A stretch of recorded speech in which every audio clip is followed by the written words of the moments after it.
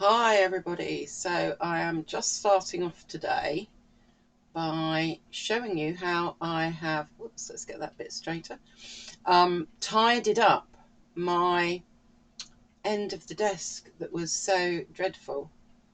So you can see I've got a couple of baskets there and another basket there. If we get in a little bit closer, you will see that these are two separate baskets, and I've really used them just to put all sorts of things in, just so that it tidies that end up. I've got a few palettes that I've tucked away in there, and my brushes, and then this little basket here, if I spin around a bit, maybe, let's move those brushes out of the way. Yeah, let's see if I can get this right. There we go. Nope, that's not right. There. So this has got a little elastic and a peg, and when you open it up, you have got three compartments there to put things in, which really tidies all of that up. So let's pop my brushes back there. I think, if I get myself out of the picture, yeah, I think you can see that that has really made a difference there for me, and that looks so much better. Okay, so let me just get this back in the stand. So what I'm going to also do today, other than share that tidying up of my desk, and I will try and leave some links to where I got those storage baskets. They were actually from Temu, I think you pronounce it, or Temu. So they were very cheap, but I'm thinking that that's a good way for me to tidy up maybe some more of my office even. So moving on, Faber-Castell Pitt Artist pens. I have quite a few that I put into one of my pencil drawers that I've shown you before, and I thought that I would swatch out all of the colours that I have. I realised I have three of these. Green gold, which is our first colour, number 268. But this is what happens when I leave things everywhere instead of putting them away nicely. So I'm really hoping that in the long run it will save me money having all this nice storage. Okay, so let's have a go with our green gold, and we will swatch that out. Now that to me is a lovely yellow colour because it's slightly muted, and that's what I like usually. So that is our green gold. That one was a brush pen. Then I've got green earth, which is called a watercolour marker, and this has got two ends. So it's got this kind of brush end, and then it's got this kind of bullet point end. I'll use the brush end to swatch with. So this is earth green number 172, which is a lovely colour. And my next green is May green, so this is a brush pen, number 170.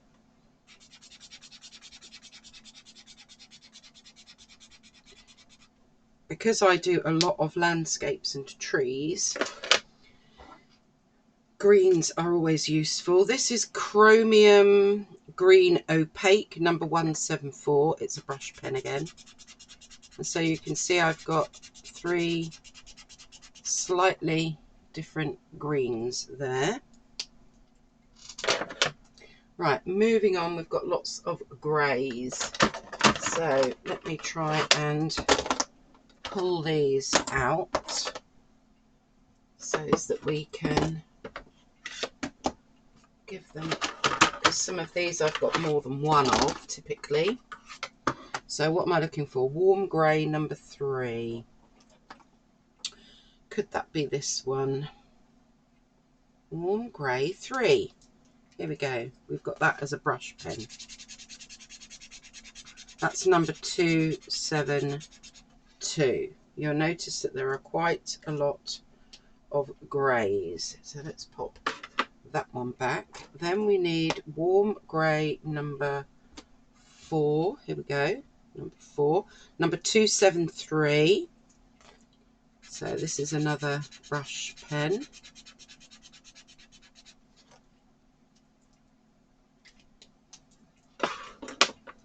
Next we have warm grey number 5. Okay, where's number 5? Warm grey number 5. Where are you? Is this you? Yes. Number 274. Well, that one's really dark.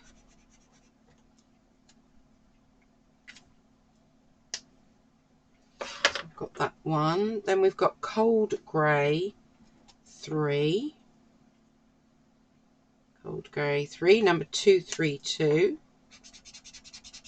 And you can really see the difference between the warm and the cold grey.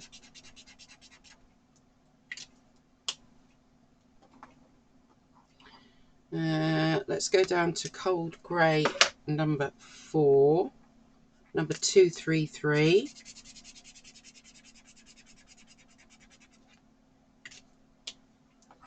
Have I done that one? Cold grey number 4, yes. We have got, where is warm grey number 5 then? Oh, I've done that one, right. This is my problem. Cold grey 6. Okay, number 236. There we go.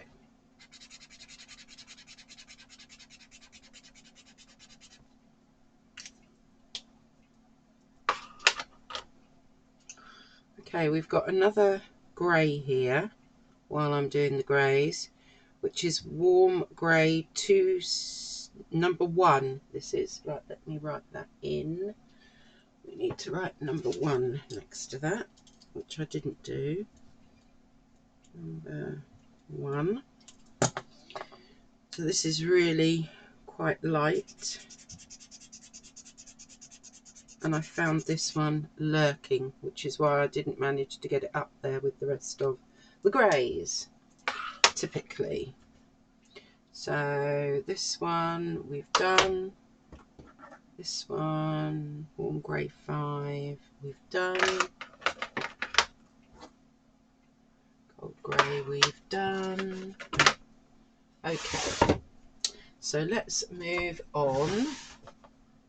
And I can see I've got black, number 199. This just says Pitt Artist Pen and it's got a S on it. Ah, okay. Well, that's more like a fine liner. Right. I think that really needs to go with my fine liners rather than in there. Okay, so let's move on to India Red. So India Red is number 192. Well, that's a nice colour, isn't it? Really autumny kind of colour. And then Caput Mortem, number 169.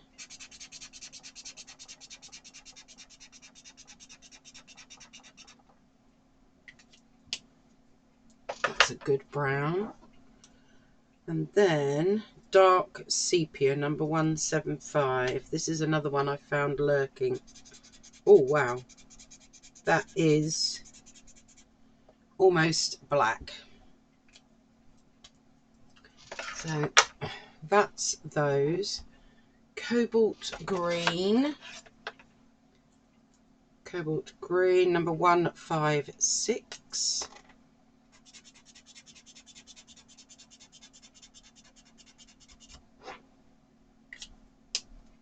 That's our cobalt green.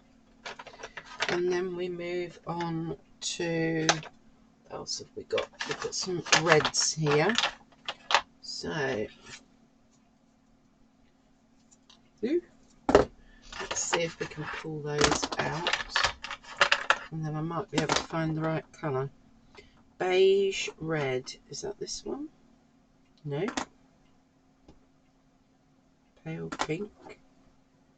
Apricot. Beige red. Okay, so this is another one of those, just called a watercolour marker. We use the big thick end. Okay, beige red is, I probably should have put that with the browns, shouldn't I? But that's rather a nice colour. Followed by apricot 116.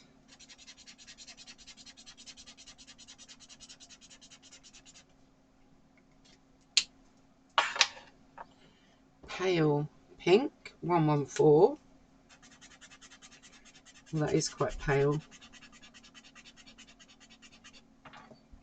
I think you can just about see that. Does it help if I put my light on or not? Or does that wash it out completely? I think it's maybe a little bit better. Right, then we have got cinnamon, number 189.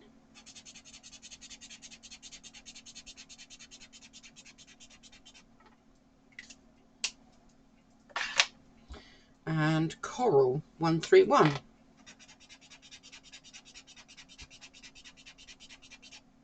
Like so. So let's grab our blues then.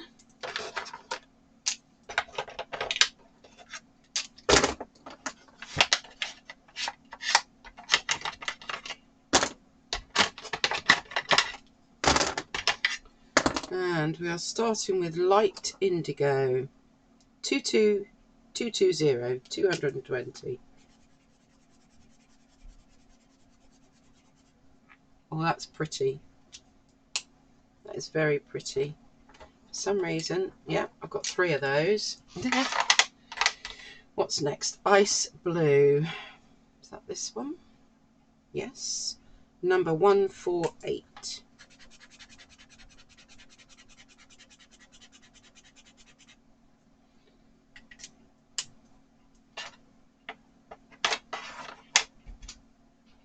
Sky blue.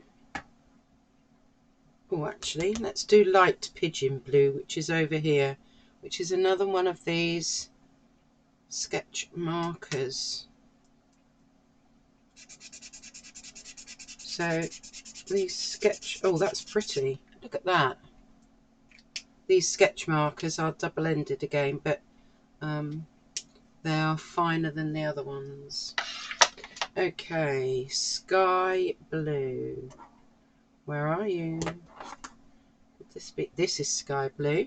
146.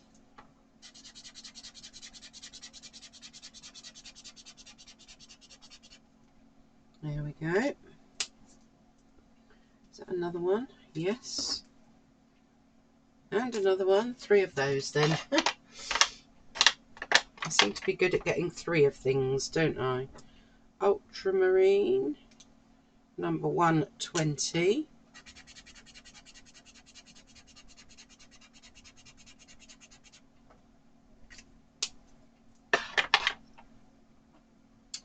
And then cobalt blue 143.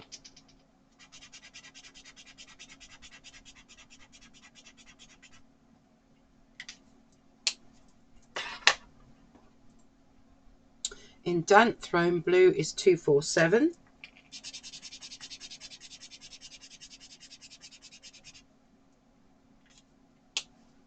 It looks like I've got a couple of those.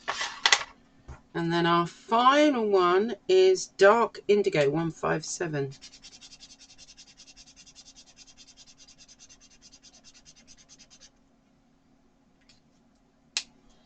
Okay, so those are all of my Faber-Castell Pitt artist pens. Some of them are brush pens, some of them are these watercolour markers, which are quite chunky, and then there are a few that are just called sketch markers, and they are also double-ended, but they are a lot finer than the other one.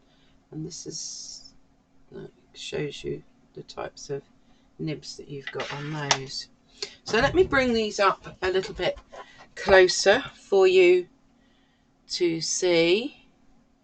So there we have green gold, we have earth green, May green, chromium green opaque, we've got warm grey number 3, number 4 and number 5, cold grey number 3, black 199 is just a black liner basically. Then we've got cold grey number 4 and number 6, India red, caput mortem, okay, slight blip there, but never mind, caput mortem and cobalt green. And then we've got beige red, apricot, pale pink, cinnamon and coral. We've got this rather beautiful light indigo, ice blue, sky blue, ultramarine and cobalt blue.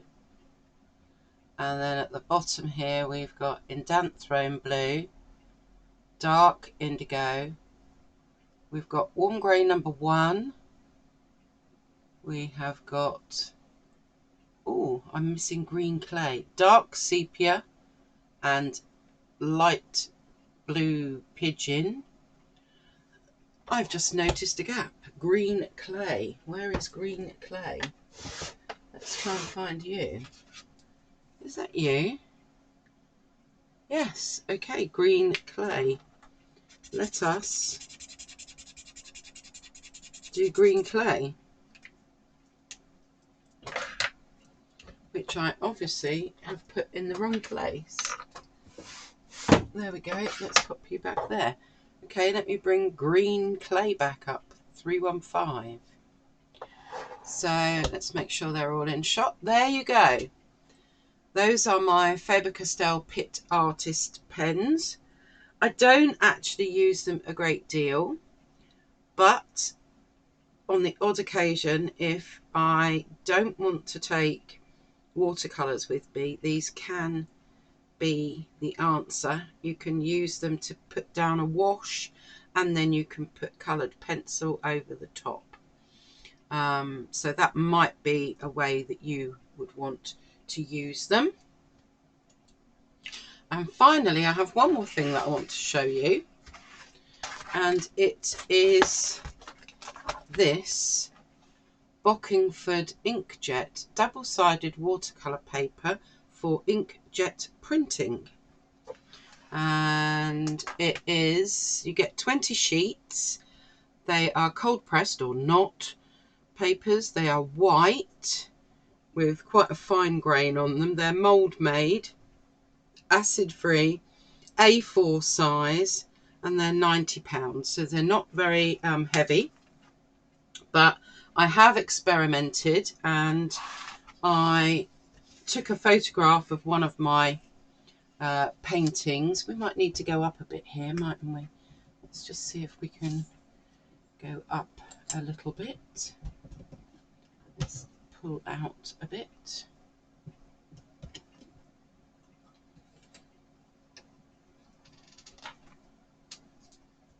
there we go. I think we've got a little bit more in the picture there now.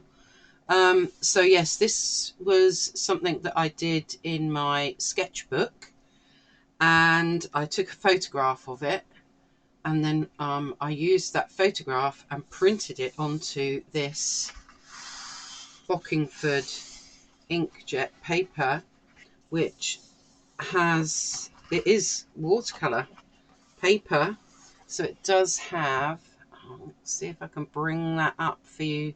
There you go. I think you can see the slight grain on it.